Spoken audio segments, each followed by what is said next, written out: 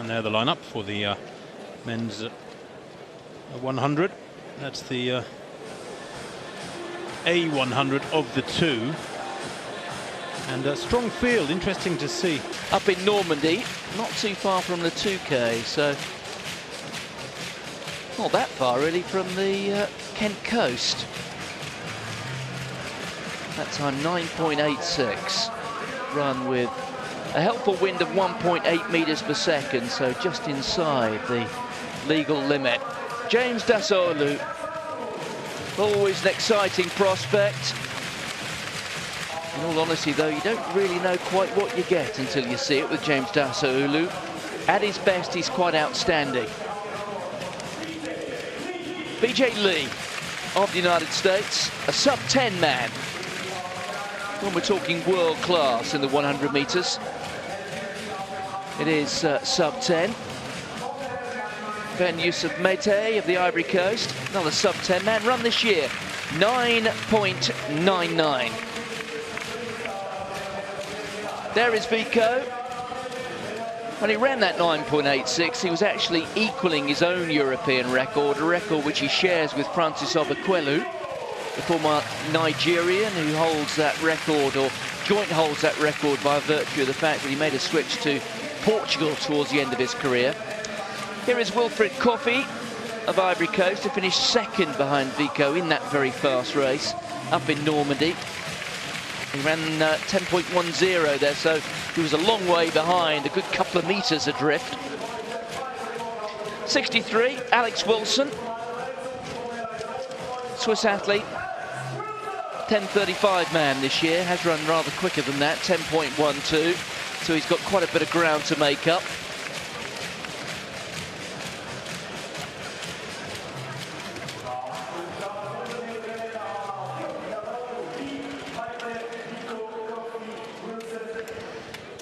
So the lane to watch in lane 5, Jimmy Vicaut, fastest man in the world this year. If you're watching Eurosport over the course of the weekend, you will have seen Usain Bolt run rather close to that.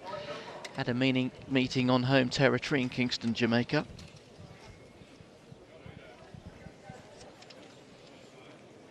In British sprinting terms, the headlines have been made in recent weeks by Nathaniel Mitchell-Blake, who became the second fastest Briton over 200 metres. The US-based sprinter ran 19.95 at the 200.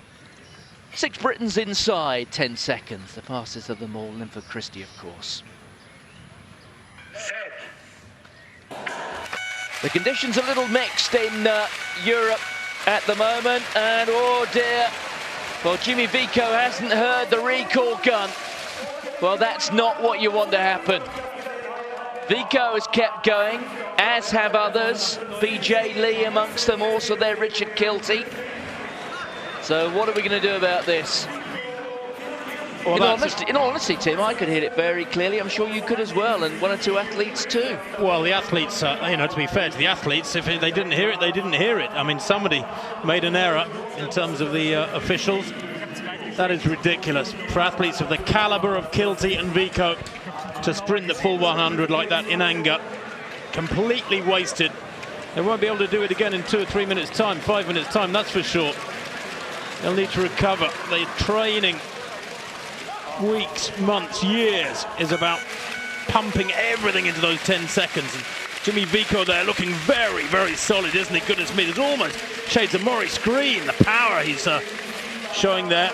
And if they were both running the full distance in anger, then, well, he thrashed Kilty by 3 or 4 meters, but they must both be at the same time puzzled, but I suspect that will turn to frustration and anger.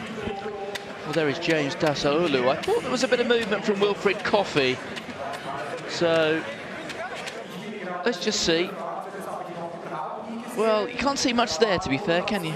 You can't in slow-mo, although it didn't look to me like they were all settled, I have to say. I thought there was almost constant movement in that slow-mo shot.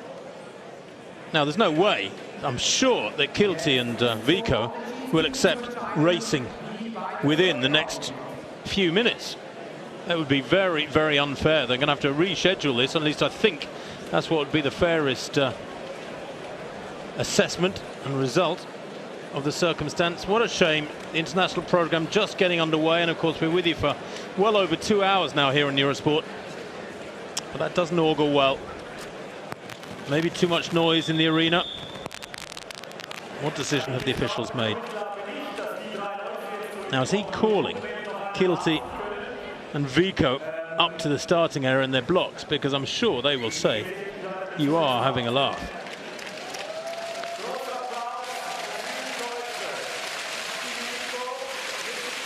Of course, we didn't get a time for Jimmy Vicaut there, Martin. We don't know if he ran 9.9 or 10.3. What a shame. Loads of good athletics come too, with plenty of British interest this evening. The European Championships not very far away at all in Amsterdam. Yeah, it's a bit of a challenge, this one, isn't it, for the organisers, because there are 4 or 5 sprinters there who will say that, look, we responded to the recall gun and we want to go, but the reality is, where the host of the meeting is concerned, that it is a commercial event. The marquee name in this event, and one of the marquee names of the night, has already run 100 metres, so what sort of decision will they make here? Well, with the European Championships 3 weeks away tomorrow, they get underway, of course, in Amsterdam on the Wednesday the 6th of July. And with the Rio Games gradually easing into focus, about 8 weeks away, every performance takes on more and more significance, and this is the last thing the athletes need. Well, Jimmy Vicaut, what credit to him. And looking there at the spectators and the officials, just how well wrapped up they are gives you some sort of idea that it is a chilly Tuesday evening in Switzerland.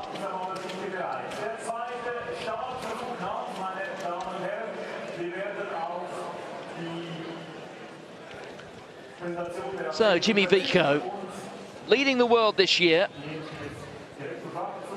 has yet to really happen, to make it happen at championship level though. Did win the European indoor title 3 years ago in Gothenburg. But when you are capable of running 9.86, your level of ambition is rather higher than European indoor titles. He will feel it's time on the global stage to deliver something here. European Championships next month, the Olympic Games in August.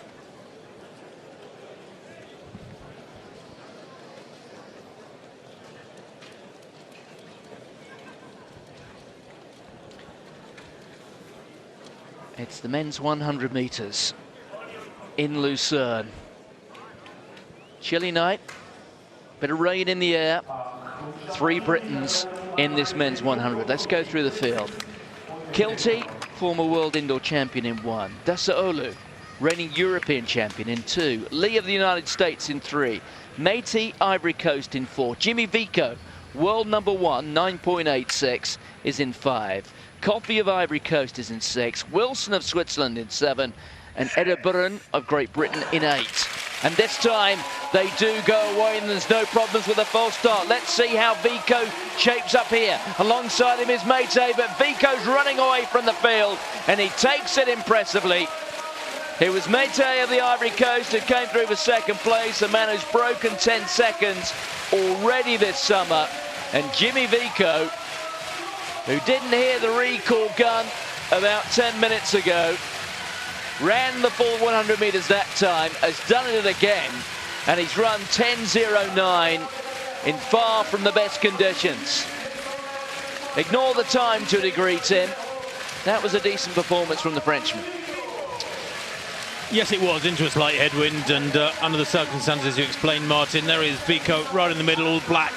Has to work hard to get away from Meite, who has been in good form, sub 10 seconds this year, but that's perhaps a measure of Vicaut's performance. They're winning by, what, 1.5 meters and going away. Kilty pretty solid over on the far side, although, what, verging on 2 meters down on Vicaut. Considering he too is going to be running on tired legs. A little British battle there, very tight between him and Dasaolu over in lanes 1 and 2. But Vicaut looks very, very relaxed there, doesn't he? I mean, goodness me. No signs of strain whatsoever. And if we're looking at athletes like Dasaolu, who didn't follow after the recall gun, Kilty did.